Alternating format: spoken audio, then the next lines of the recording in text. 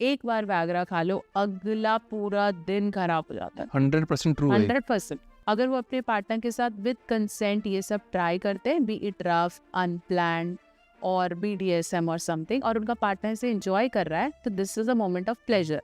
लेकिन अगर आप जबरदस्ती गंदी हरकत या गंदी सोच के साथ कर रहे हो, तो फिर वो इलनेस है, दिस साइकोलॉजिकल इलनेस। कई मेल्स को फीमेल के बॉडी हेयर्स बहुत अट्रैक्ट करते हैं, एक फैंटेसी का पार्ट है, ठीक है, लेकिन almost every human want their partner hygienic. Myth breaking बात कर लेते हैं एजुकेशन पर्पस से कि भैया कि लोगों में एक्चुअली मिथ है या नहीं है। मेरा एक फ्रेंड है, ठीक है, उसने मुझे बोला कि अभिषेक है ना, ऐसा पोजीशन करेंगे ना, इस पोजीशन से सेक्स करते हैं तो जेंडर स्पेसिफाई हो सकता है, या तो लड़का होगा या लड़की होगी। बिल्कुल भी नहीं, बिल्कुल भी नहीं, ऐसा कोई पोजीशन नहीं है। और अगर आप इसे प्रूव कर सकते हो तो बहुतों की जिंदगी का उद्धार हो जाएगा। उससे बोलो मुहिम उठा ले।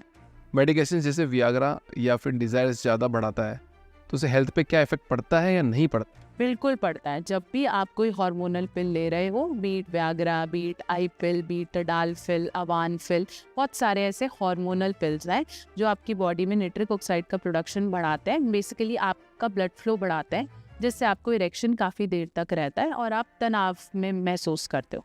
लेकिन इनके साइड इफ़ेक्ट क्यों है? क्योंकि वो सारा ब्लड जब आपके लोअर एरिया में जाएगा तो आपका सर घूमेगा, बंद हो जाएगा, भरनाएगा, आपको स्किन इश्यूज हो सकते हैं, आप डिहाइड्रेटेड फील कर सकते हो, आपको हैंगओवर लग सकता है, आपका BP रेज, हार्ट इश्यूज हो सकते हैं, और एक बार वैग्रा खा लो, अगला पूरा दिन खराब हो जाता है। 100% ट्रू है। 100%। Older adults are not interested in sex, myth और reality? I think they are more interested in sex, but if they are somewhere inclined to lots of pressures, work, family, तो हो सकता है धीरे धीरे लिबिडो कम हो रहा हो। लेकिन अगर आप 40-50 की बात करते हैं, जब वो सेटल्ड हो जाते हैं, सब चीज़ें हो जाती हैं, ये वो इसको एक्सपेरिमेंट करना चाहते हैं। मेरे हाई पेइंग, जिसको हम बोलते हैं कि अच्छे मेरे लॉयल पेशेंट्स हैं, they are above 50। People who enjoy rough sex or BDSM are psychologically damaged और मिथ है या? नहीं, ऐसा नहीं है। People who enjoy rough sex और BDSM are being psychologically, इसको हम इस वर्ड में डाल सकते हैं कि उनको वो फैंटेसी या ट्रिगर्स ज़्यादा उनके दिमाग में है, but they are not ill, बीमार नहीं है वो, अच्छा, ठीक है। उनको वो पर्टिकुलर चीज़ अच्छी लगती है, और अगर वो बीमारी की तरफ तब जाती है जब वो बिना कंसेंट के लोगों के साथ ये कर रहे हैं, जबरदस्ती कर रहा है। अगर वो अपने पार्टनर के साथ विद कंसेंट ये सब ट्राई करते हैं, बी इट रफ, अनप्लान्ड और BDSM और समथिंग, और उनका पार्टनर से एंजॉय कर रहा है, तो this is a moment of pleasure. लेकिन अगर आप जबरदस्ती गंदी हरकत या गंदी सोच के साथ कर रहे हो, तो फिर वो इलनेस है, this psychological illness. Otherwise it's absolutely okay to do role play, to dominate sometime, to be dominating sometime, कभी कुछ थोड़ा डर्टी बोल दिया, कभी कुछ रफ कर लिया, it's okay, it's a method of pleasure. Woman का सेक्सुअल सेटिस्फेक्शन क्या पार्टनर पे ही डिपेंड करता है क्या? यस, द क्वेश्चन इज कि पुरुष जितना अच्छा करेगा, फीमेल को उतनी सेटिस्फेक्शन होने वाली है। ये जिम्मेदारी ना पुरुषों के कंधों से हटाओ कि फीमेल की प्लेजर के लिए उसी को ज़्यादा देर करना पड़ेगा। जब तक फीमेल बराबर इन्वॉल्व नहीं होगी, ना उसे प्लेजर आएगा ना उसके पार्टनर को। तो इससे सिर्फ पुरुषों की जिम्मेदारी ना मानो, क्योंकि बाद में पुरुष ब्लेम होते हैं कि इसी को सेक्स चाहिए और मुझे नहीं चाहिए। तो it has to be equal. Right. Is the G spot myth और हम लोगों ने बना दिया है? G spot is what, it is not a medical और a scientific term. G spot कुछ एक पर्टिकुलर एरिया है जहाँ पर सबसे ज़्यादा नर्व्स होती हैं। तो नर्व्स जहाँ होंगी, अगर आप वहाँ हिट करते हो या वहाँ टच करते हो तो मैक्सिमम प्लेजर आता है। बट जी स्पॉट कोई पर्टिकुलर से टच करने वाली जगह नहीं है, it's basically full of something, but G spot होता है। ओरल सेक्स से कैंसर होता है क्या? ओरल सेक्स अगर आप बहुत एक्सट्रीम करते हैं और रेगुलरली करते हैं, बिना हाइजीन के करते हैं, तो डेफिनेटली हो सकता है। बट अगर आप अपने पार्टनर के साथ हफ्ते महीने में कभी इसको थोड़ा स्पाइस अप करना चाहते हो तो इससे कुछ नहीं हो। अगर लड़कियों के बॉडी हेयर है तो उससे क्या लड़कों को सेक्सुअल अट्रैक्शन पे फर्क पड़ता है? ये भी हर किसी की पर्सनल चॉइस है। कई मेल्स को फीमेल के बॉडी हेयर्स बहुत अट्रैक्ट करते हैं, एक फैंटेसी का पार्ट है, ठीक है। लेकिन almost every human want their partner hygienic. तो एक particular hair on body personal choice हो सकती है। Past sex life current sex life को इम्पैक्ट करती है क्या? कर सकती है, क्योंकि आपकी एक्सपेक्टेशन वैसी बन जाती है कि वैसे वाला नहीं हो रहा, या ये मुझे वैसा प्यार नहीं कर रहा है, या मुझे वो मज़ा नहीं आ रहा है, तो इम्पैक्ट कर सकती है। मास्टरबेशन कितना इंपॉर्टेंट है, एक्चुअली करना चाहिए नहीं करना चाहिए? कर सकते हैं, आंसर यही है कि आप कर सकते हो, कोई बुराई नहीं है उसमें, लेकिन एक लिमिट में और not out of emotional failure कि दुखी हो तो कर रहे हो, बहुत खुश हो तो कर रहे हो, घर पे कोई नहीं है तब कर रहे हो, ये नहीं करना है। आपका मन है, आप कर सकते हो, लेकिन अपनी बॉडी को उसको रिकवर होने का भी टाइम दो, हेल्दी डाइट लो और कंपल्सिवली एडिक्टिवली नहीं करना है कि आप बार बार कर रहे हो। अच्छे से करना चाहते हो एक पर्टिकुलर एज में, above 25 your body needs it, if you are not getting married you need it.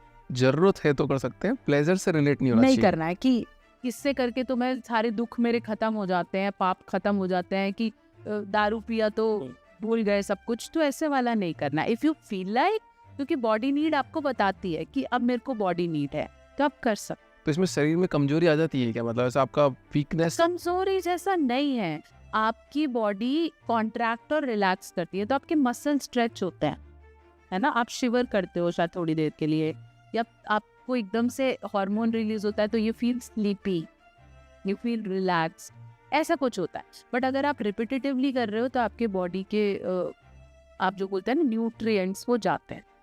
No fap करके बीच में एक ट्रेंड आया था, तो इसके एक्चुअली बेनिफिट है क्या? नहीं है। नो फैप अगर आप ऑल ऑफ अ सडन कर रहे हो आउट ऑफ मोटिवेशन, कि आप दिन में 2 बार कर रहे हो और आपने 1 महीना नहीं किया, आपकी बॉडी को नुकसान है। बट अगर आप कभी कभी करते हो और फिर आप नो फैप कर रहे हो तो आप बहुत आसानी से कर लो, ठीक है। लेकिन नो फैप किसी हैबिट को छुड़वाने के लिए करने से नुकसान, आपको नाइट फॉल्स होने लगेंगे, आपको वीकनेस हो जाएगी, ये सब बढ़ जाएगा। एक मूवी आई थी जिसमें एक दादी बोलती है कि ना पहले आप सेक्स कर लो फिर शादी करो, तो ऐसा करना चाहिए?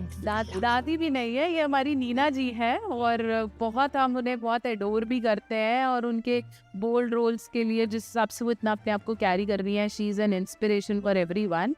देखो, ये इनका पर्पस यही है कि हम अपनी सेक्सुअल इंटीमेसी पे बात करें, उसको ऐसे के ऐसे नहीं पकड़ना कि करके दिखती हैं, ठीक है। बात करो, उसके बारे में कम्युनिकेट करो, ये इम्पोर्टेंट है। शादी से पहले हर कपल ये तो जरूर पूछते हैं जी आप बच्चे कब, कैसे, एवरीबडी आस्क, है ना, कि क्या प्लान्स हैं और हनीमून के क्या प्लान्स हैं और ये कब प्लान। क्या हम ये भी पूछ सकते हैं कि what you like, have you ever been physical, है ना, ये पूछ लेते हैं आप वर्जिन हो क्या, उसके पीछे फिर रोले कलेश शुरू। ये बात करो ना कि have you ever been physical, what you exactly like, I don't like it this way, या मुझे पेन होता है, या मैंने कभी नहीं किया, और ऐसे करके इन पे कम्युनिकेशन इंपॉर्टेंट है। लेकिन ऐसा कोई डंडा नहीं है कि करके देखो फिर शादी करो, ये मैसेज क्लियरली ठीक नहीं है। आज इंटरनेट पर मोस्ट सर्च्ड वर्ड है भाभी सेक्स, ऐसा क्यों हो रहा है? क्योंकि ये भी एक फैंटेसी में क्रिएट किया गया है कि the women who are older to age are more receptive to new techniques, कि आप उनके साथ करोगे तो आपको नया टेक्निक आ जाएगा, आपको समझ में आ जाएगा, you will be available for your partner, ठीक है। अगर हम बाबी सेक्स को इतना क्वेश्चन कर रहे हैं तो हम ये भी तो क्वेश्चन करें ना कि इंटरनेट पे आज लड़कियां सबसे ज़्यादा, मैंने तो ऐसे भी देखा है कि लोगों ने अकाउंट बना रखे हैं 100 days to find a sugar daddy. 100 days की जर्नी कर रही है एक लड़की कि मैं देखती हूँ मुझे 100 day तक मेरा शुगर डैडी मिलता है या नहीं। ऐसा इंटरनेट पे है भी, ऐसा भी हो रहा है। तो बेचारे लड़कों को क्यों भाभी के लिए ब्लेम किया जा रहा है? यहाँ पे तो उल्टा ही ट्रेंड चलता जा रहा है, सब कुछ है। तो ऐसा नहीं है, ये ऐसा है कि जब आप यंग होते हो तो आपको अपने से नीचे वाले लोग कम पसंद आते हैं। आपकी बॉडी का एक कॉम्प्लेक्स है, ऑडिपस कॉम्प्लेक्स है, ये साइकोलॉजिस्ट ने कब से बोल रखा है कि एक पर्टिकुलर एज में पुरुष अपनी मदर के लिए ज्यादा अट्रैक्ट हो जाते हैं। So the boys become more closer to their mothers because this is a complex, ठीक है। और इस उम्र में लड़कियां अपने फादर को लेके बहुत हीरो मानने लगते हैं, that my father is hero, my father is my love, है ना। तो ये कॉम्प्लेक्स है। ये जब कॉम्प्लेक्स सही से चेरिश नहीं होता तो आप क्या करते हो, अपने उम्र से बड़े लोगों में लव देखते हो। जैसे मैं छोटी थी, मुझे शाहरुख खान पसंद था, मुझे अपना बायो टीचर पसंद हो सकता है, और हम सबके साथ होता है। लड़कों को अपनी केमिस्ट्री टीचर पसंद होती है, मैथ्स टीचर पसंद होती है, होता है। एक पर्टिकुलर एज में आप अट्रैक्ट होते हो, छोटों से नहीं, नो से बड़ों से।